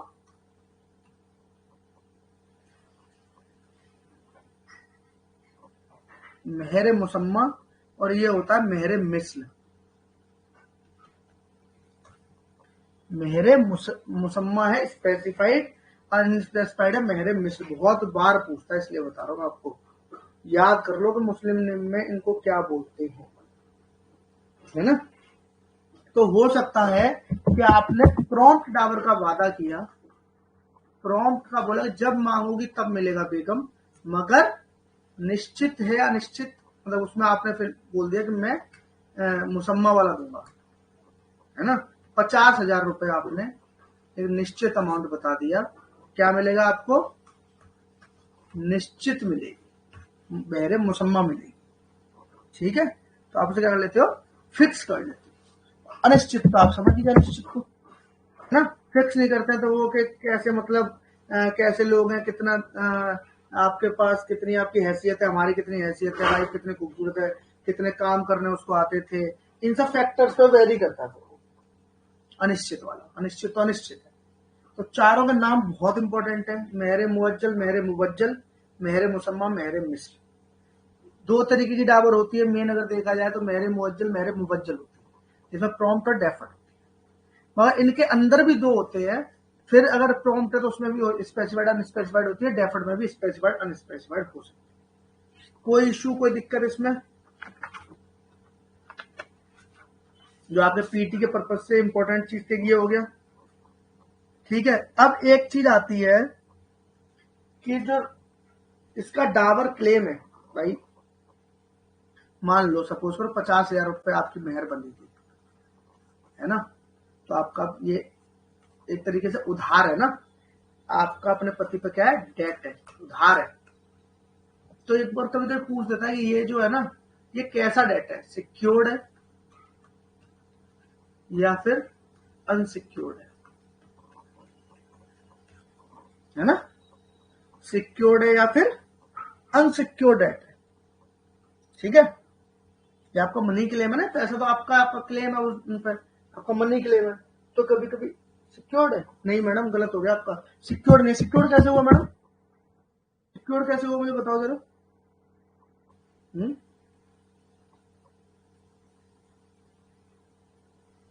हम्म सिक्योर्ड कब होता है कोई भी क्लेम, कब होता है वो सिक्योर, मिलेगा ही मिलेगा। मैं सिक्योर्ड कब, सिक्योर्ड क्या होता है तो बताओ मुझे आप। कोई भी क्लेम सिक्योर्ड तब होता है जब उसके एवज में आपने कुछ रखा है ना, प्रॉपर्टी मॉर्गेज में रख ली, प्लेज में सोना रख लिया है ना, किसी की मोटरसाइकिल रख ली। सिक्योर तो तब होता है जब आप कुछ उसके एवज में कुछ गिरवी रखते हो, तब सिक्योर होता है। और वाइफ ने कुछ गिरवी रखा है क्या, मिलेगा ये तो चलो ठीक है, समझ में आ गई, मिलेगा है ना, मगर सिक्योर का हुआ, अनसिक्योर हुआ ना। मान लो सपोज करो ऐसा हो जाए, ए है ना, ए के ऊपर बी के 5 लाख है, सी के 2 लाख है, एक डी है इसके 4 लाख है, ठीक है, मगर एक मकान ना ए ने इसको ना मॉर्गेज कर रखा है, और वाइफ के भी 2 लाख है ना, एज ए डावर वाइफ के भी 2 लाख, ठीक है। तो देखो इसका है सिक्योर, इस पे मॉर्गेज, इन तीनों पर इंक्लूडिंग वाइफ, इन सबका अनसिक्योर। पहले मिलेगा पैसा डी को, इसका सिक्योर था, बाद में मिलेगा बीसी और वाइफ, इनका अनसिक्योर। ठीक है, तो अगर पूछ दे आपसे कि कैसा होता है तो याद रखना अनसिक्योर होता है, और इसीलिए वाइफ को ना, क्योंकि अनसिक्योर है, वाइफ को भी प्रेफरेंस नहीं मिलेगा, सिक्योर्ड को तो बिल्कुल नहीं मिलेगा। सिक्योर्ड वाला लेके जाएगा, पहले वाइफ को प्रेफरेंस नहीं मिल रहा, देखो आप, वाइफ को प्रेफरेंस नहीं मिल रहा, सिक्योर्ड वाला लेके जाएगा। ठीक है, एक चीज और समझो, 2 वर्ड है डावर में आते हैं, एक होता है right to Dawar, right to Dawar, और एक होता है राइट टू क्लेम डावर। एक होता है आपके मेहर का अधिकार, और एक होता है उस अधिकार को क्लेम करने का अधिकार, और सॉरी उस मेहर को क्लेम करने का अधिकार। ठीक है, अब इसे भी आप समझ लो, जैसे आपने मैडम कहा ना आपने, तो मेहर तो उसे मिलेगा ही मिलेगा, तो वहां से ये आपका राइट निकल गया, राइट टू डावर है उसको, है ना, उसे राइट टू डावर है। ये राइट उसको जिस दिन वो मेहरनामा लिखा गया, जिस दिन शादी हुई उसी दिन से अराइज हो गया, राइट टू डावर तो उसी दिन अराइज हो गया। ठीक है, but right to claim Dawar, तो उसे डावर का तो अधिकार है, पर उसको क्लेम करने का अधिकार है कि नहीं है, ये कंडीशन पर डिपेंड करता है। ये क्लेम करने का अधिकार है कि नहीं है, क्लेम कर सकती है नहीं कर सकती, ये कंडीशन पर डिपेंड। ठीक है, जिस दिन आपका, मान लो सपोज करो, जैसे एक एग्जांपल से लेता हूं, ज्यादा इजी हो जाएगा आपके लिए। ऐसा हो जाए ए और बी की शादी हुई, ठीक है, 50,000 रुपए मेहर बंधा, और इन्होंने बोला ए ने कि अगर मैंने कभी दूसरी शादी करी, ठीक है, सेकंड मैरिज अगर करी, तो तू अपना डाबर मेरे से मांग ली। ये शर्त लगी है, कंडीशन लगी है ना। अब बी का जो 2 राइट है बी के पास, एक तो राइट टू डावर, ये तो जिस दिन शादी हुई उसी दिन अराइज हो गया, वही से मिलेगा ही मिलेगा जो आपने कहा। एक हो गया राइट टू क्लेम डावर, तो क्लेम कब कर सकती है, ये अराइज कब होगा, जिस दिन ये सेकंड मैरिज करेगा। सही बात समझ में, सपोज करो सेकंड मैरिज नहीं करेगा तो बेचारे क्लेम करने का अधिकार कभी नहीं होगा, इसका डावर का अधिकार कभी खत्म नहीं होगा, मगर क्लेम करने का अधिकार नहीं होगा। जैसे सेकंड मैरिज कर ले, क्लेम करने का अधिकार आ जाएगा। तो ये तो अलग अलग चीजें है ना, ध्यान रखना। राइट टू डावर कभी खत्म नहीं होता, but right to claim Dawar ऐसा नहीं है कि इनहेरिटेंट है, कि उसके अंदर आपके पास हमेशा होता नहीं, वो किसी कंडीशन पर। आई बात समझ में, है ना। अब एक सवाल और उठ के खड़ा हो गया, 2-3 बातें पॉइंट आप समझ गए। एक सवाल और है, अब मान लो कि वाइफ ने क्लेम करा, भाई सपोज करो उसका प्रॉम्प्ट डावर था और स्पेसिफाइड भी था, है ना, मतलब कि मुअज्जल था और मुसम्मा भी था, 50,000 रुपए की बात थी। वाइफ ने बोला हाँ जी सुनते हो क्या, कि तुमने वो मेरे को बोला था कि जब तुम्हारा बेगम मन करे तब मुझसे 50,000 रुपए मांग लेना डावर के, आज मेरा मन कर रहा है वो 50,000 रुपए, ठीक है। अब पति ने बोला पागल हो गई है, पैसे कहाँ है? हालत देख, बिजनेस एकदम ठप पड़ा, कोरोना में पैसे नहीं है, मैं नहीं दे पाऊंगा भाई अगले साल से पहले, ठीक है। अब बीवी के पास क्या रेमेडी है? उसने तो मना कर दिया भाई मैं नहीं दे पाऊंगा। बीबी के पास क्या रेमेडी? अभी तो क्लेम तो उसने कर दिया और पति मना कर रहा है, क्या करे बेचारी? क्या करे, बताओ क्या करे?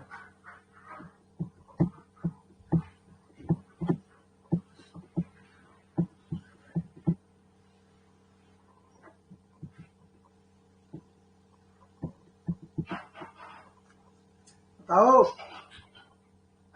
कोर्ट से, हाँ बिल्कुल सही बात है। अभी हमने पढ़ा कि उसका जो उसका डेट होता है ना, ये तो उसका डेट है, अनसिक्योर्ड है, चलो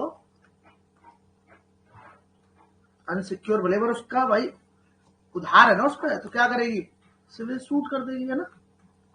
ये मेरा पैसा देने से मना कर रहा है, जिससे मुझे पैसा दिलाओ, बिल्कुल सही बात है, सिविल सूट कर देगी, है ना। और एक और ऑप्शन है उसके पास कि शी कैन रिफ्यूज द कोहबिटेशन, तो जो हस्बैंड है उसके साथ रहने से मना कर देगी, if the marriage is not consummated, तो अगर कंज्यूमेट नहीं हुई है मैरिज तो फिर आप कोहिबिटेशन भी मना कर सकते हैं। और एक बार कंज्यूमेट हो गए तो फिर आप ये ऑप्शन आपका खत्म हो जाता है, आपको सिविल सूट ही करना पड़ेगा, अगर नहीं हुई है तो फिर तुम कर सकते, ठीक है। आगे बात समझ में, ठीक है। चलो ये हो गया आपका।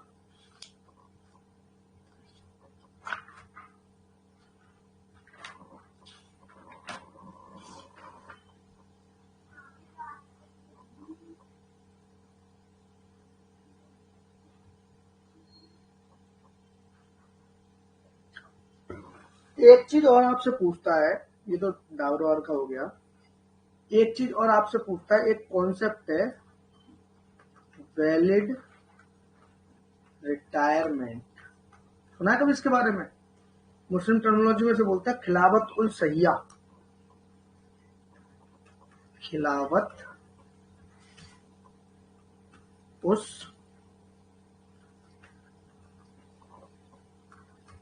सहिया, वैलिड रिटायरमेंट, सुना है मैडम इस बारे में आपने? हाँ जी मैम,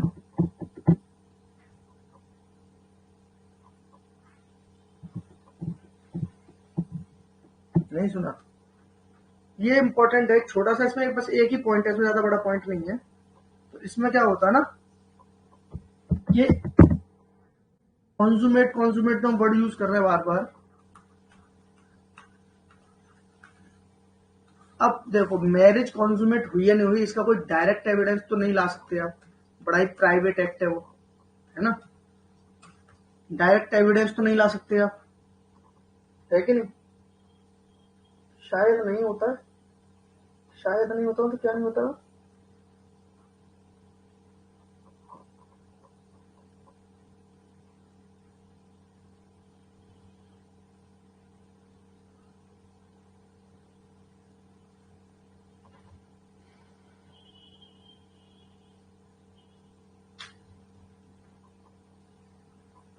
क्या कहना चाह रहे हो आप? रिटायरमेंट शायद नहीं होता रिटायरमेंट, अरे ये वो रिटायरमेंट नहीं है जो मतलब 60 साल की उम्र में रिटायर हो जाते हैं, वो नहीं है ये अलग चीजें बताता हूँ। देखो क्या होता है कि मुस्लिम्स में कॉन्जुमेट मैरिज यूनियन बहुत मैटर करता है, ठीक है, इसमें बहुत सारे लीगल इफेक्ट पड़ते हैं इसके, शादी कॉन्जुमेट हुई है।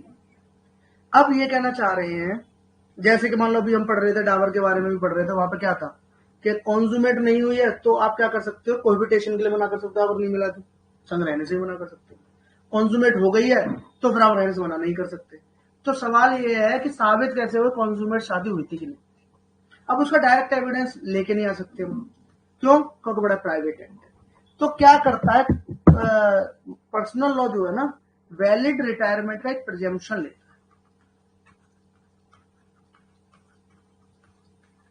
वैलिड रिटायरमेंट का एक प्रिजम्पशन लेता है। खिलावतुल सहिया, ये कभी कभी ऐसे पूछा तो वैलिड रिटायरमेंट को क्या बोलते हैं, ऐसे पूछ लेते। तो खिलावतुल सहिया का एक प्रिजम्पशन लेता है कि अगर पति पत्नी किसी आइसोलेटेड जगह पे साथ थे तो फिर हम मान लेंगे कि मैरिज कॉन्जुमेट होगी। ठीक है ना? क्या करेंगे? हम मान लेंगे कि मैरिज कॉन्जुमेट हो गई थी। ऐसे अगर आप सर्कमस्टांसेस बता दो कि ठीक है जी हम 3 दिन के लिए वहां गए थे, होटल में रुके थे, तो हम मान लेंगे, प्रिजम्पशन ले लेंगे। ठीक है? मगर ये जो वैलिड रिटायरमेंट का जो मैं आपको बता रहा हूँ खिलावतुल सहिया का जो प्रिजम्पशन है ना, ये सिर्फ हनफी और मलिकी में होता है। हनफी एंड मलिकी, ये भी क्वेश्चन पूछा हुआ है। आई बात समझ में आ रही है आपको? नहीं आ रही?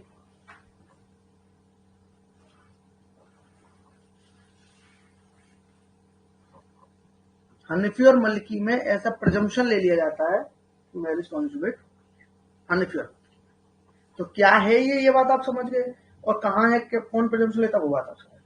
कुछ इसके एक्सेप्शन भी है, मतलब कि मान लीजिए प्रिजम्पशन कहाँ नहीं लोगे, मान लीजिए कोई बोलता है कि जिस दिन मेरी शादी हुई मेरा एक्सीडेंट हो गया, और ऐसा एक्सीडेंट हुआ कि मैं ना उठ पाऊँ, ना चल पाऊँ, ना कुछ मतलब कोई डेली वर्क नहीं कर पा रहा हूँ अपना, फिजिकल इम्पीडमेंट की बात कर रहा हूँ मैं, शारीरिक मतलब आप इस स्थिति में नहीं है कि कॉन्जुमेट कर सकते, तो फिर प्रिजम्पशन नहीं लिया जाएगा ना। या फिर मान लो आप बोलो कि मैं तो हज पर गया था, शादी करते हज पर चला गया था, तो कॉन्जुमेट नहीं होता, वो एक मोरल लीगल इम्पीडमेंट है। ठीक है? ऐसा हो जाए, या मान लीजिए आपकी वाइफ फुल टाइम प्रेग्नेंट है, इससे आपकी शादी हुई है ना, तो ये भी मोरल इम्पीडमेंट में आता है, इसमें आप प्रिजम्पशन नहीं ले पाओगे, है कि नहीं? तो ये अलग चीज है। वैसे नॉर्मली प्रिजम्पशन जो लेते हैं तो वैलिड रिटायरमेंट या खिलाफतुल सहिया बोलते हैं, हनफी और मलिकी में लिया आता है। इंपॉर्टेंट है, पूछ देगा कभी, इसलिए मैंने आपको बता दिया।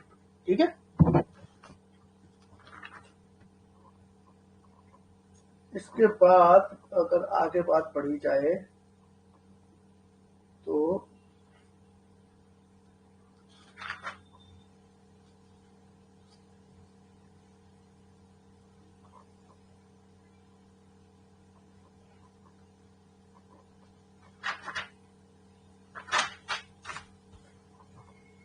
एक इसी में कॉन्सेप्ट आता है, क्योंकि डाबर की बात चल रही है, तो एक इसमें कॉन्सेप्ट आता है राइट टू लियन का।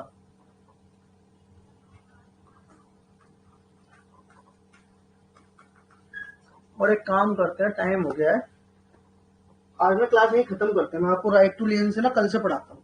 मैं भी थोड़ा ना आज आया हूँ ना, पूरा दिन भाग रहा था बस, कल भी बड़ा बिजी था और आज भी पूरा दिन भागता ही रहा, थक गया हुआ, एनर्जी डाउन है। ठीक है? मैं इसको यही करता हूँ, राइट टू लियन से कल से शुरू करता हूँ। ठीक है? और बाकी 9 बजे मिलते हैं, 8:45 9 बजे टीपी करते हैं अपना, है ना जी? चलो।